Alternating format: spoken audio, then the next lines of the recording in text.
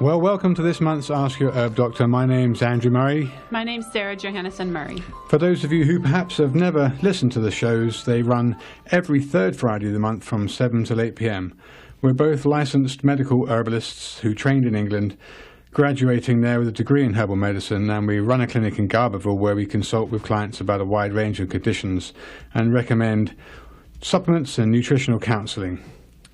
You're listening to Ask Your Herb Doctor on KMUD Garberville 91.1 FM, and from 7:30 until the end of the show at 8 o'clock, you're invited to call in with any questions, either related or unrelated to this month's subject of antioxidant theory and the continued war on cancer.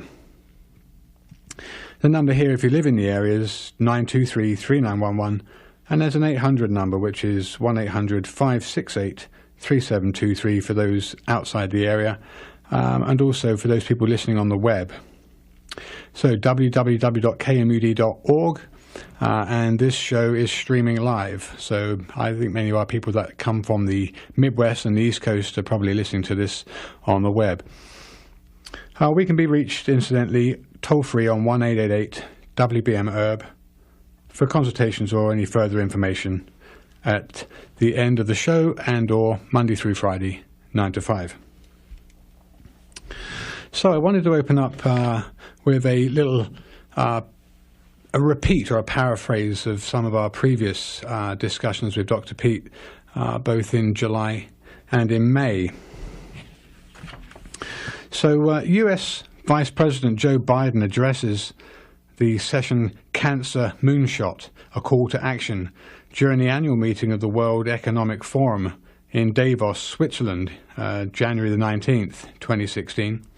Biden, whose son Beau died last year at the age of 46 from brain cancer, has helped fuel Biden's sense of urgency about the project, which was first announced by President Barack Obama in his State of the Union address in January.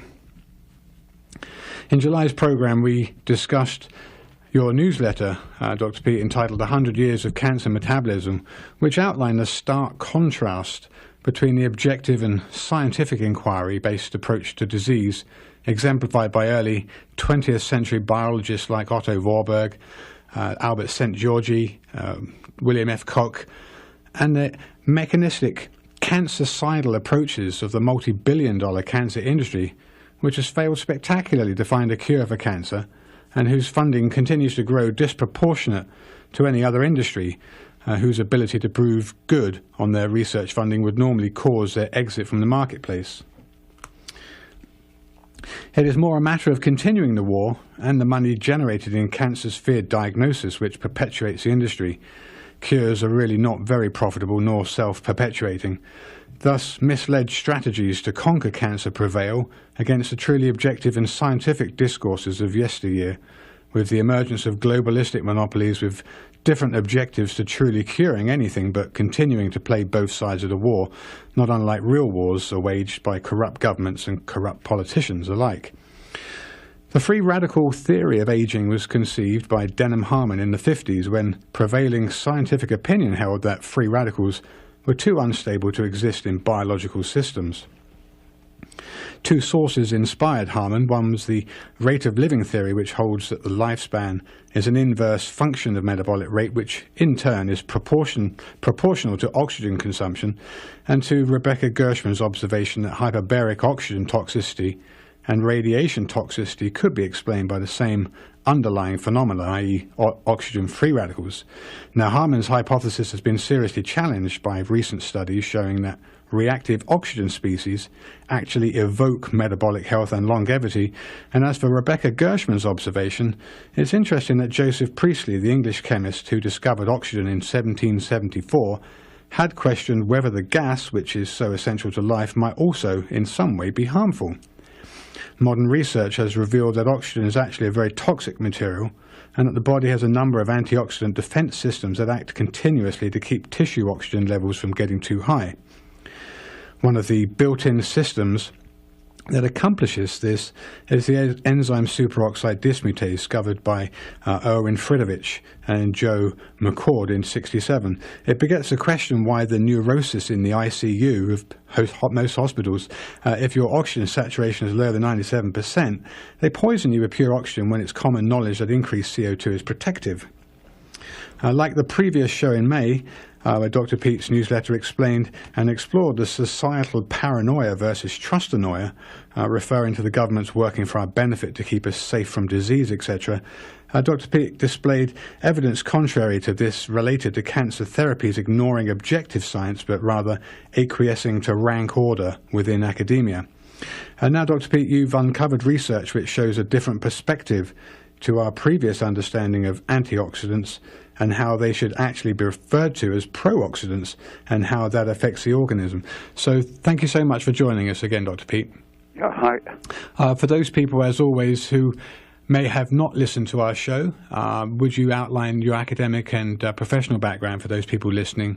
I appreciate that.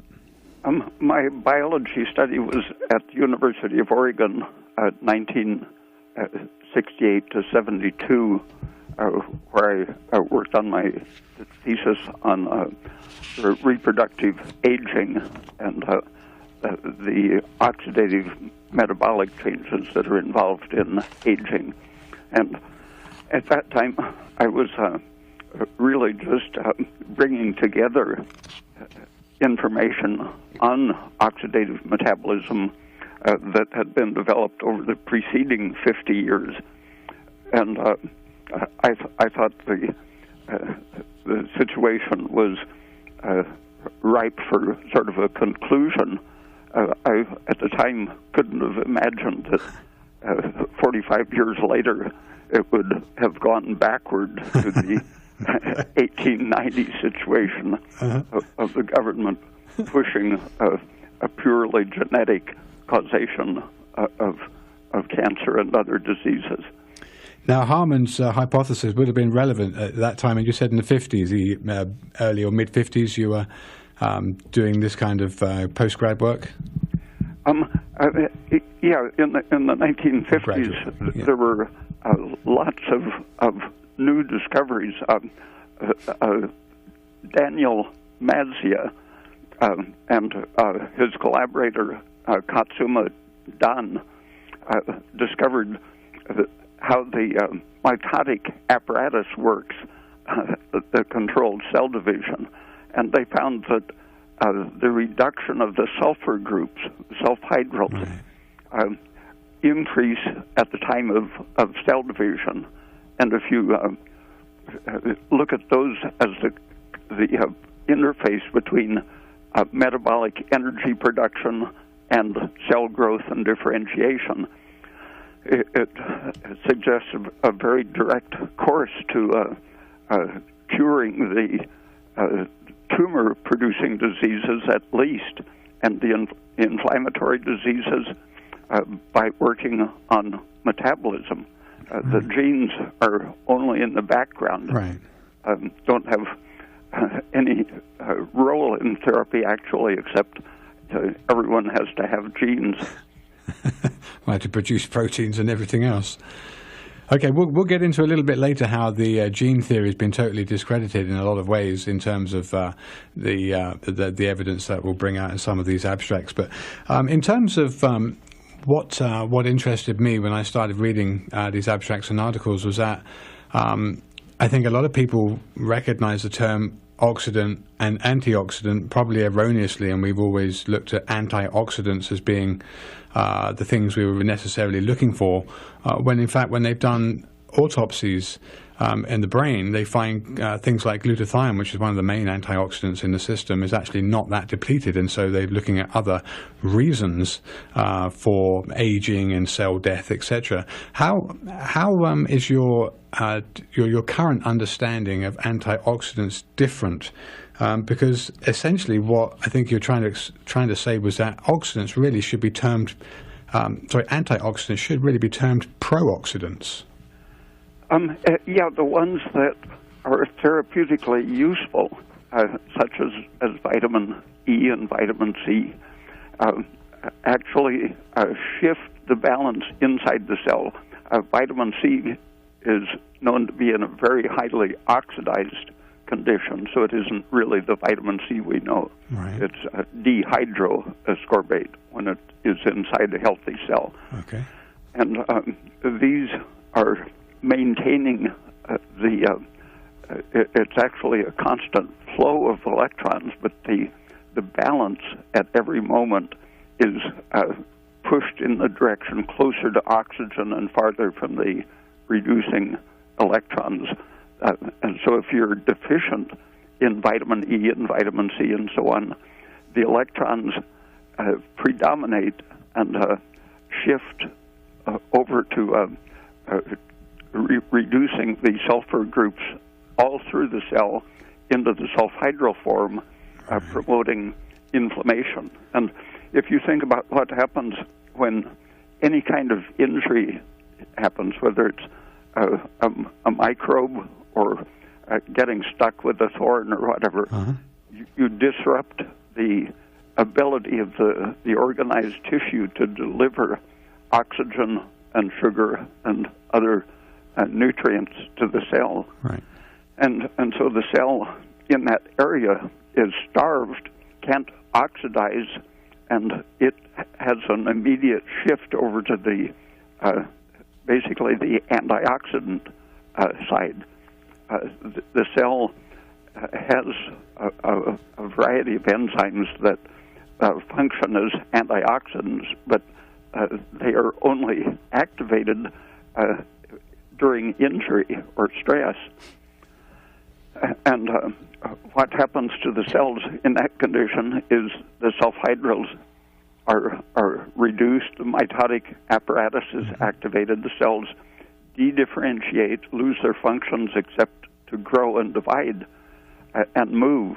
So they creep into the injured area and multiply to repair the area, and then if the surrounding organism is able to deliver oxygen and sugar and other nutrients, then they are able to differentiate and finish the healing process. All right. So this whole theory of antioxidant, that we don't want to oxidize things, is really we want the cell to be oxidizing, and an injured cell is not using the oxygen. It's actually in an anti-oxygen state. Yeah, and if you get stuck in the antioxidant state, that keeps the healing process from being completed, and that's where cancer is.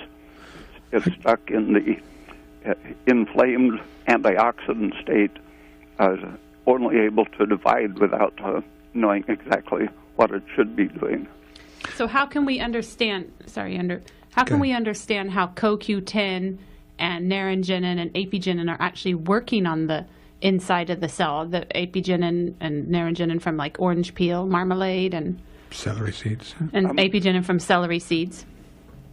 Those potent antioxidants, as we're told, they're antioxidants, but how are they actually working in the cell? The coenzyme Q10 is now known to fit very specifically in the certain places in the mitochondria that deliver electrons to the electron transport system, delivering it ultimately to oxygen to complete the production of ATP and carbon dioxide. So it plugs right into the oxidative system. So it's actually oxidizing. It's oxidizing everything upstream to deliver those electrons into the oxidizing pigments which deliver the electrons to oxygen. So it's a necessary link between oxygen and all of the reducing factors.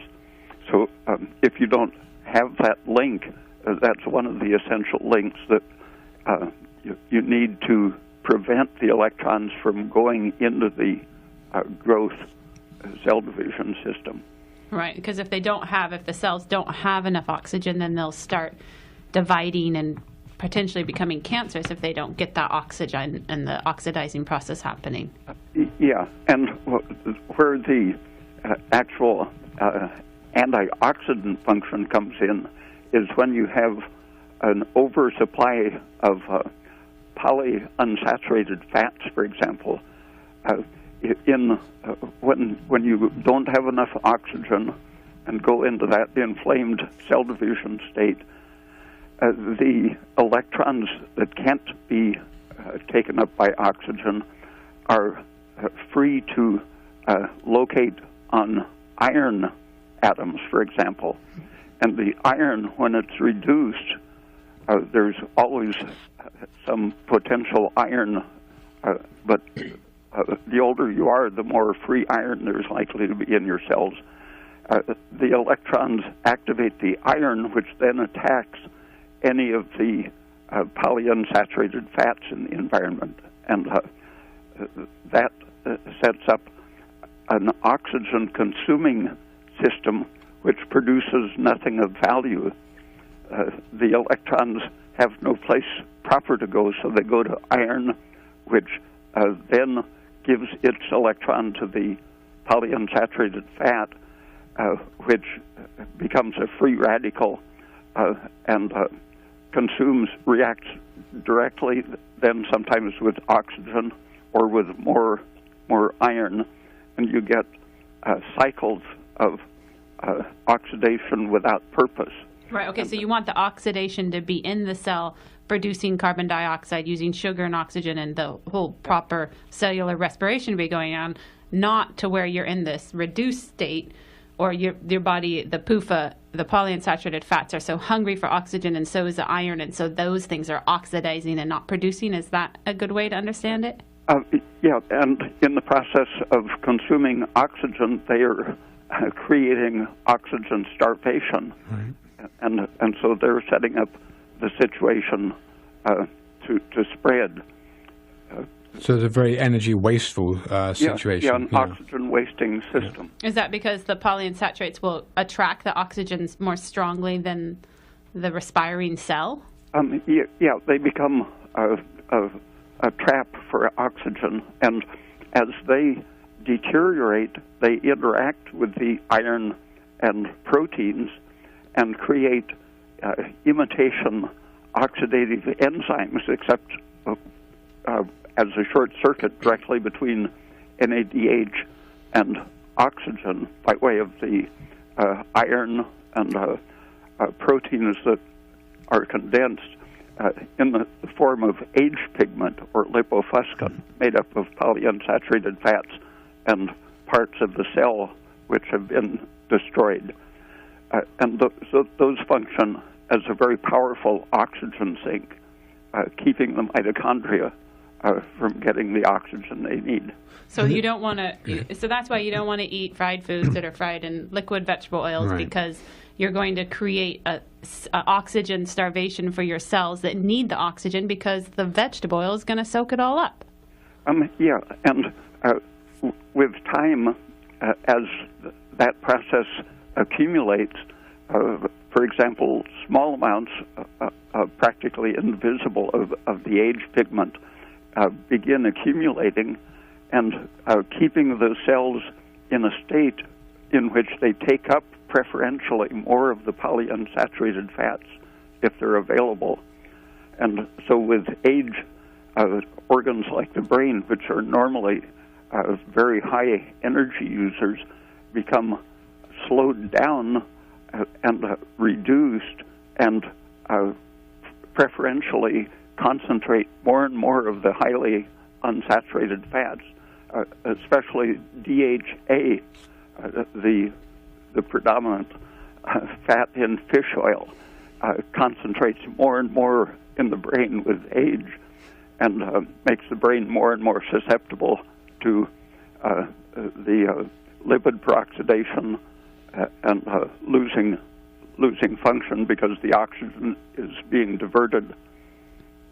Yeah, and it's the byproducts of that lipid peroxidation which are themselves very damaging. And tends to produce more of the age pigment.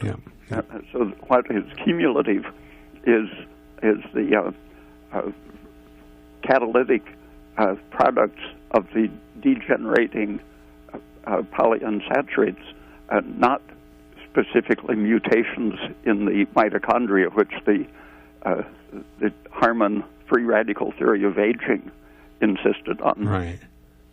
Okay, good. Let me hold you there. You're listening to Ask Your Web Dr. KMUD Garberville 91.1 FM. We're very pleased to have Dr. Raymond Peat with us, exploring the latest concepts in oxidants, antioxidants, cancer theory. The lines will be open from 7:30 to 8 o'clock if callers would like to call in with any questions, either related to this month's subject or to other relevant subjects surrounding health. The number here, if you're in the area, is 923-3911. Well, there's an 800 number for those out of state, perhaps 800-568-3723. And Dr. P, that's brought up an interesting point here, lipofuscin. So I know we've mentioned it many times in the past in reference to fish oils, which unfortunately are still portrayed as being very healthful and is still a very multi-billion-dollar industry for certain corporations. Obviously, these things take a long time before they reach the mainstream and people understand that what they're doing for themselves is actually very harmful. So I was thinking about the link, and it's a little bit of a kind of curveball, but the outbreak of Zika. Let's just explore. I haven't really prepared. I know you haven't prepared for it, but I know you've normally got a very different perspective at which to approach a problem.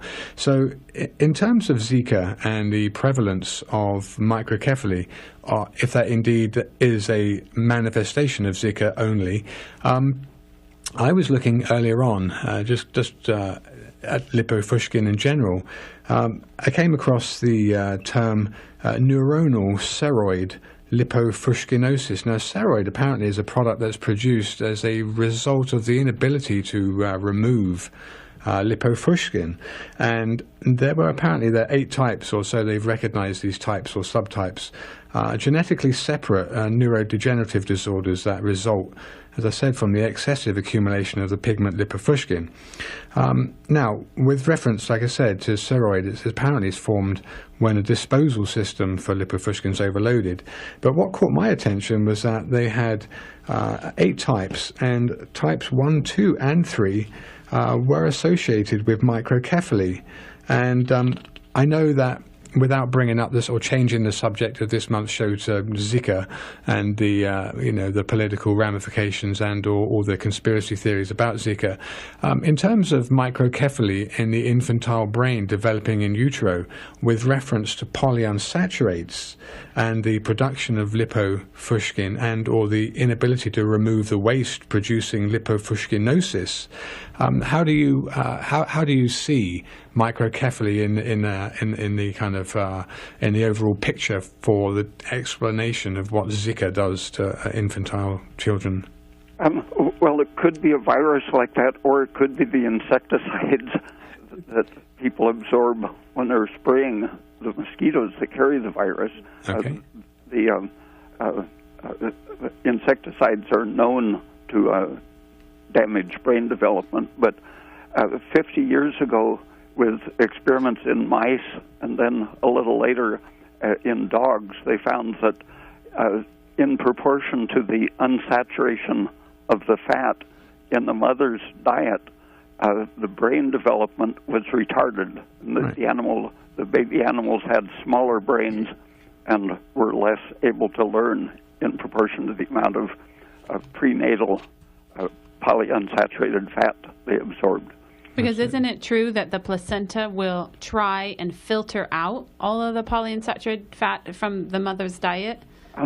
Yeah, the placenta preferentially absorbs glucose and fructose, but if the diet, if the mother happens to have low blood glucose, then more of the mother's circulating fats, as your blood sugar goes down, you liberate into the bloodstream free fatty acids. So when the mother has hypoglycemia, the placenta loses the ability to screen out the fats to some extent, where the baby should make its own brain fats purely from glucose. And those would be saturated fats. Those wouldn't be polyunsaturated fats, correct? Well, primarily saturated, but then we intrinsically are able to make a series of polyunsaturated fats called the omega -9 series. Like what's in those olive oil? are present in any healthy baby's brain, whether it's a human or a cow or a bird or rodent. The developing brain turns sugar into saturated fats and the omega -9 series. And the brain is predominantly lipid in its structure. About 50% fat, very high fat content compared to other tissues. Okay, so another thing that came out looking at the breakdown of the different subtypes of lipofuscinosis were those that were associated positively with epilepsy, either childhood epilepsy, midlife, or late life epilepsy.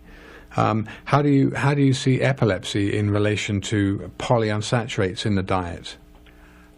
Vitamin E has been proven to reduce the incidence of seizures in lots of animal experiments, and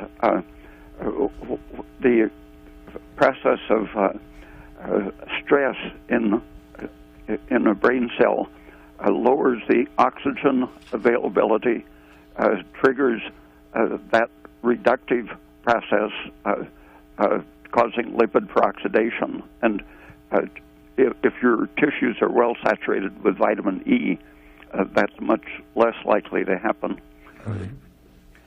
Okay, so let's move on to a couple of other examples of the evidence that's been disproven in terms of mitochondrial energy production, mitochondrial health, the theory of aging. There are instances, well, not instances, it's very well documented knowledge that parrots are very long-lived compared to quail, for example, and there's a naked mole rat which lives for 32 years compared to regular mice that live for 3 years. In terms of the metabolic energy of an organism to deal with insults, essentially, by having the energy to overcome that in the system, what do you have to say about the longevity of different species that exist even within the same species, so that the parrots and the quail and the mole rat and what about the a regular flamingos? mouse? Well, flamingos also long-lived, yeah. There are a few researchers who have surveyed a lot of different animals and found that the highly unsaturated animals in a given species don't live as long as those less highly unsaturated. Hulbert and Pamplona are two of the people who have done the most research, and they find that birds in general are much less unsaturated in all their tissues than mammals, and part of that is that they don't activate enzymes that extend, for example, linoleic acid in a mammal is processed to remove electrons until it can, with the addition of more carbons, can become EPA or DHA, the highly unstable polyunsaturates. The birds simply don't use those enzymes to the extent that mammals do. Oh, so they can eat a polyunsaturate and it just doesn't turn into the EPA or the DHA. Yeah, so they have more of the unprocessed linoleic acid than the highly unstable longer ones. And part of that, I think, is because they live at a much higher body temperature than mammals. Mammals are usually somewhere between 90 and 100 degrees Fahrenheit, and the birds generally are well over 100 degrees Fahrenheit, up to as much as 110 degrees. and that means that they will very quickly oxidize any of the most unstable fats. If they eat something with a highly unsaturated fat, it's more likely that the fat will be used for energy rather than circulating to cause trouble. So, how about the decreased problems with PUFA in the presence of higher temperature? You're saying that just purely the higher temperature could cause PUFA to be oxidized more rapidly and therefore not within the cell, but actually within the GI tract or elsewhere? Well, he's just saying it's not going to get stored and it will get used up for fuel right away because their metabolism is so fast. Yeah, even in a mammal at, say, 98 degrees, it turns out that a very high proportion of the DHA breaks down even by the time it gets into the bloodstream. Right. And it's the breakdown products that act on the immune system to suppress inflammation by temporarily stopping the production of prostaglandins. Okay, we actually have a couple of callers, so let's start in with our first caller. Caller, you're on the air. Where are you from? Hello, okay, caller? is it me already? Yeah, I can hear you now. Where are you from, caller? Okay, hi. Well, I'm calling you from way far away. I'm calling you from Finland in Europe. Finland, excellent. The sun hasn't risen yet and will not rise for another couple of hours. Oh, well, good to hear your voice from Finland. All the best. What's your question for Dr. Pete?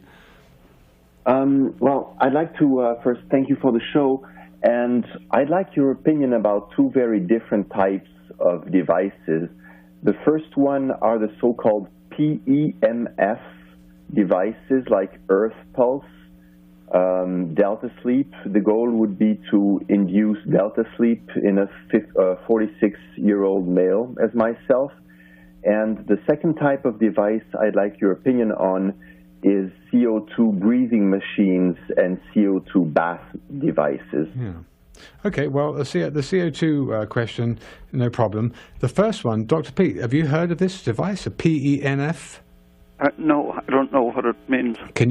Caller, can you just elaborate a little bit on the fundamentals of this? Sure. So those are, I think, in the PEMF there must be electromagnetic field. So it's EMF. There are devices that you wear on your upper chest, and they're supposed to deliver some light, pulsing electromagnetic signal to induce deep sleep, like Delta Sleep. Okay. Interesting. Dr. Pete, what do you think about that EMF generator? About 40 years ago, there was research on stimulating the brain across from one temple to the other with gentle, just 1 or 2 volts and very few microamps of current would be enough to induce those slower rhythms of the brain and improve sleep. But I don't know what the present apparatus is. Do you know, sir, what the volts are of that machine you're just... Sure. I think that we're in a 10... Now, I'm not sure about the hertz and the micro and mega, but something around 10... let me check.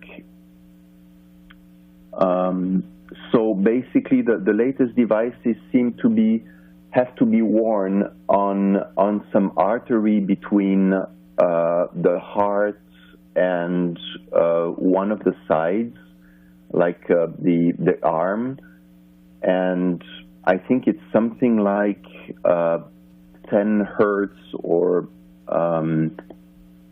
something like that, but I'm not sure about the... I think you can vary them from 1 to 14 hertz, but they recommend mostly around 8 or 10 hertz. Yeah, 10's a natural frequency for humans. Okay, well, I don't know if we can expand too much on that, but definitely can with the CO2 question. So your main question about the CO2 was? Yeah, so now I can see, for example, on the Repeat forum, there are people doing all kinds of experiments, and one of them being to basically bathe, or well, there are breathing machines where you can regulate how much CO2 you're getting, and then one gentleman even invented some kind of bath device. So it's like a huge plastic balloon that you wrap around yourself, and there's something for access to, or for infusing yourself basically with CO2, and this can be worn for an hour or so. Yeah, we've used that with our clients with injury, that they wrap their injured limb in a plastic bag that they filled up with pure carbon dioxide.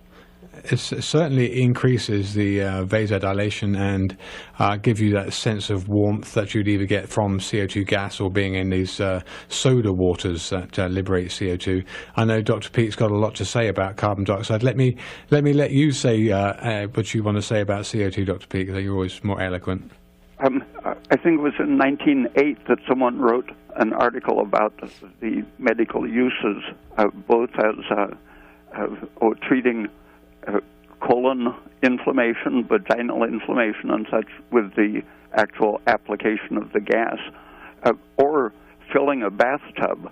Since CO2 is heavier than air, if you seal the drains on a bathtub, you can just fill the bathtub with it and get in. And the person said an hour in the bathtub was like a day at the beach. You could probably leave your clothes on as well, couldn't you?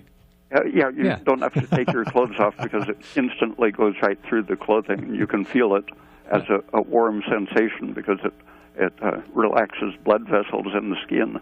And we have used huge plastic bags that come up to the shoulders, and you fill the bag and then get on a chair or something so that you can step in it without spilling the CO2.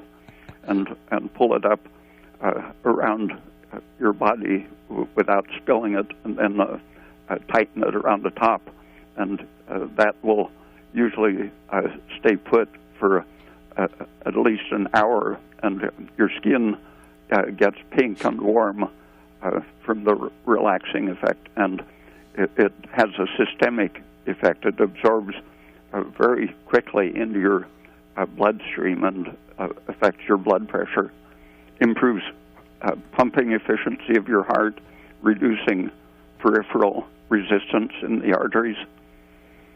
Yeah, positively associated with good health. And it the increasing your CO2 lowers all of the transmitters of inflammation by shifting you out of the over-reduced electronic state. It suppresses lactic acid production, for example. It helps your mitochondria to use the oxygen quickly. In many different ways. It activates the Krebs cycle and reduces meaningless excitation, lets you produce the energy in the right way rather than an inflamed, pointless way. Out of curiosity, can you drink sparkling water, and would that help? Like internally as opposed to externally? You tend to burp it out and lose much of it, but the little bit you absorb is very helpful. I think that's one of the reasons why it's so calming on an upset stomach, right? Soda water or... I think Priestley was really working on carbon dioxide when he accidentally discovered oxygen. Okay, good. Well, thank you for your call, caller. We do have another caller on the air, so let's take this next caller. Where are you from, caller? Hello? Hi, where are you from? Hi, near Phillipsville. Okay, hi, what's your question? I have a couple of questions. Hello? Uh-oh. I think you've cut her off. Can you get her back? We've lost her. Can you hear me? Yeah, I can hear you now. Okay. There you go. I've got two basic questions about the antioxidants. Number one, I want to get clear about what's good and what's bad. CoQ10, is that good or not? I've always heard that was very good for your heart. Is that good or is it not good? It's very good. It is good. So it's good to take CoQ10.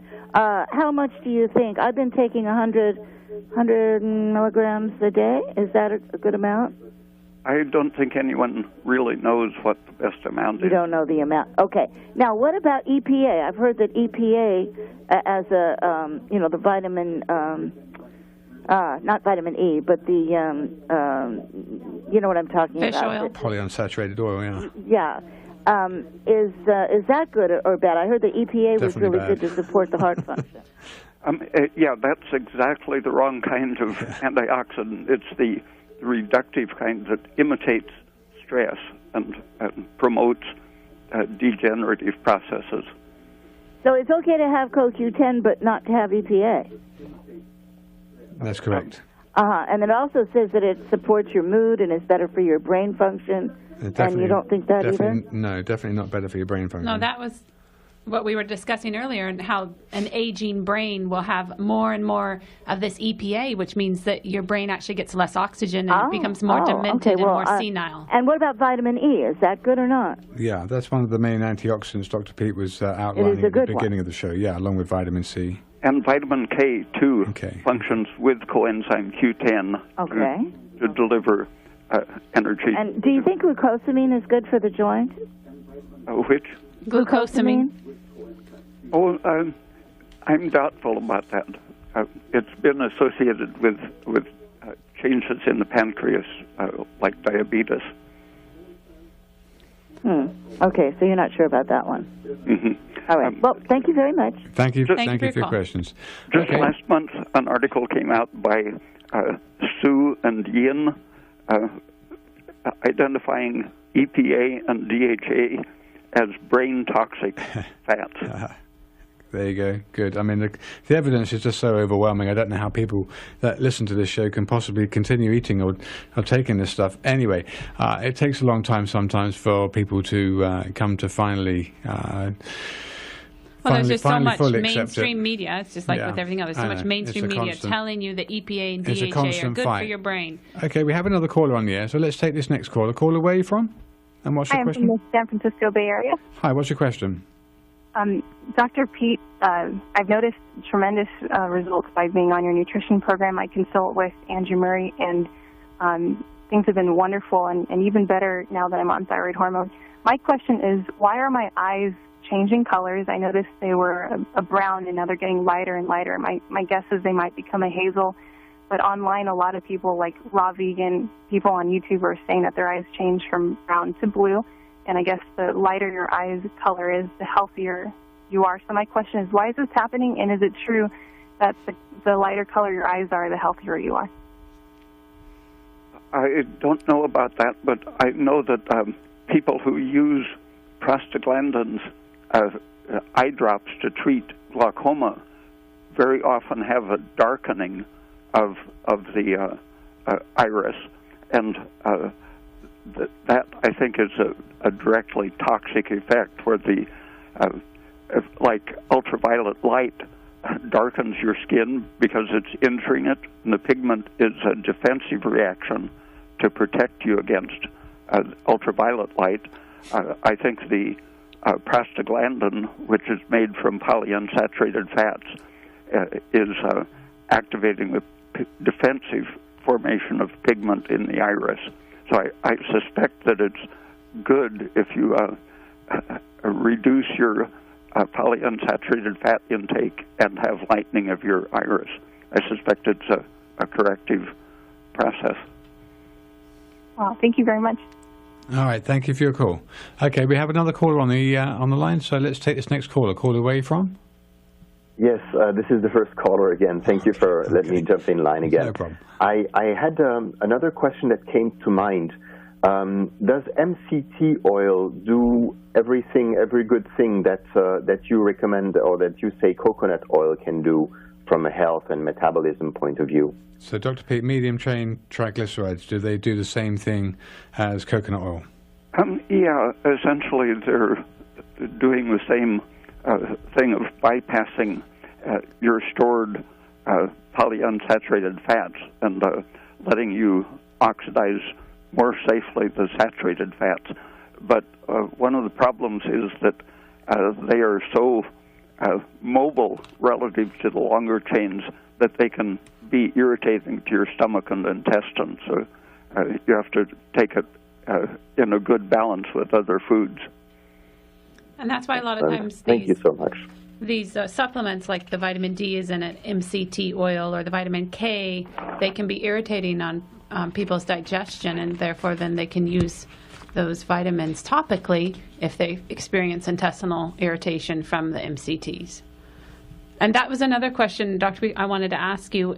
Can you please describe the relation between vitamin K and CoQ10? Is it a precursor for CoQ10?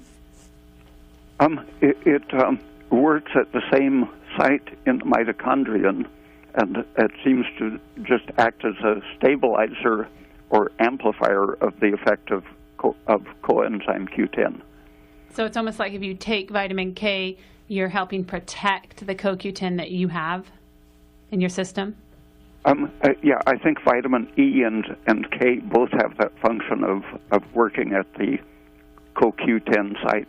So do you think it's necessary for someone to supplement with CoQ10 if they're using vitamin K? Oh, well, I wouldn't mix them even in your stomach. I think it's good to take them at a different time because I've seen a reaction which, at least in the presence of light, I think it might cause other reactions to happen when the vitamin E reacts with vitamin K. Okay, we have another caller, so let's take this next caller. You're on the air. Where are you from? Hi, this is Sue. I'm in Albion. Albion. Okay, hi. What's your question? I got some thyroid levels drawn because I do have Hashimoto's. It inflamed quite a bit. And I just wanted to read them out and see, because there's a T3 level, T4, TSH. TSH was 0.48, free T4, 0.97, and the T3 was 110 nanograms per deciliter. And the endocrinologist was saying to increase a thyroid medication to kind of make the thyroid go to sleep so that the inflammation would go down. Okay. And I wanted to get Dr. Pete's thoughts, and I'd like to hang up unless he has a question for me. Sure. Dr. Pete? Yeah, keeping the TSH, that's probably a safe level, but I know lots of people who keep it at 0.01 and less and feel fine. But the TSH is a promoter of inflammation, not only in the thyroid gland, but in blood vessels, bone marrow, every place it's been studied. It promotes inflammation, and it happens to be activated by the stressed oxygen-deprived condition of the cells. So it's one of the mediators of the oxygen-deficient stress condition, along with estrogen, prostaglandins, cortisol, and nitric oxide. TSH itself is an inflammation promoter. So if you govern your dose by things like heart rate, temperature, yes, and especially your middle of the day temperature and resting heart rate, and your appetite and thirst and quality of sleep, and a doctor can do the Achilles reflex relaxation test to find out how your nerves and muscles are acting. The people have different sensitivities to the T3 and T4, and the tissue-specific effect of either of those is affected by how inflamed you are generally. So if you have a lot of polyunsaturated fat and prostaglandins circulating, then a given amount of T3 isn't going to have the same local effect on any of your tissues. So really this persistence of an inflamed thyroid that's where I'm feeling like I'm being strangled may have more to do with my generalized inflammatory response. Yeah, I think so. Okay, and thank you so much. Bye-bye. Also, when you're low thyroid, you produce a lot of antibodies to lots of things, and you can also produce antibodies to your own thyroid. So it's part of the low thyroid condition is producing extra antibodies. And those antibodies are part of a cleanup process. So when you stop the inflammation, the antibody production will stop, and then it'll take several months for the circulating level of the antibodies to disappear. So basically, to summarize, to try to keep your TSH as close to zero as possible, and the blood levels of free T3 and free T4 are not as indicative of a, not a good measurement or not a good guideline to assess your thyroid function. All those things Dr. Pete mentioned, like your heart rate, your temperature, and your appetite. Those things are much more accurate at diagnosing yourself. And George Kreil at the Cleveland Clinic in the 1970s found that even for most types of thyroid cancer, if you keep your TSH near zero, it keeps down almost all of the recurrences of thyroid cancer. Okay, we have another caller, so let's take this next caller. Caller, where are you from? Miranda. Miranda. Hey, what's your question? Okay, it's regarding magnesium supplementation. I take a magnesium glycinate, one in the morning, and I take one in the evening, and I find that it helps my nervous system in general. But my one complaint is that whenever I do it, whenever I start supplementing with magnesium, I find that my belly fat gets worse. And I mean, people that see me with my clothes on would say I'm just this tall, gawky guy, but underneath that belly fat is very pronounced. And if I drop the magnesium, it doesn't seem to be quite as pronounced. But I wonder, I had read from another source many years ago that magnesium chloride didn't stoke that problem, and that most other, especially magnesium oxide, would really provoke it. But I was just wondering if you have any thoughts on that. Dr. Pete, what do you think about magnesium glycinate as a substance that might be... I've never used that one myself, but all of the forms that I've experimented with, and for quite a few other people, magnesium supplements can cause intestinal inflammation or irritation, and I would guess that that's happening with an increase of histamine, nitric oxide, and absorbing endotoxin and such. Yeah, so it's not actually an increase in belly fat then, Corley. It's probably more due to an increased bogginess or a water retention within the tissues that this magnesium may be causing. That would then push your stomach further out and might make you feel like you'd actually increase more fat. Is that what you're suggesting, Dr. Pete? Or are you suggesting that increased inflammation could actually lay down more fat? Well, the fat would increase over a period of many months or years, but the water can increase overnight. Right. Mm-hmm. Okay, well, I'm taking a prostate medication because I have an enlarged prostate, but PSA had no indication that it was in an abnormal range. Mm-hmm.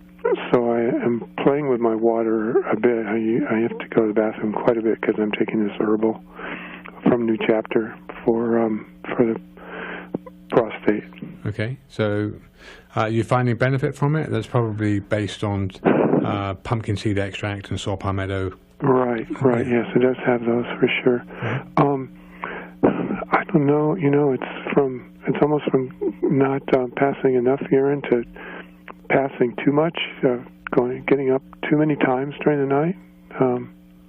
But it feels healthier than insufficient urine flow.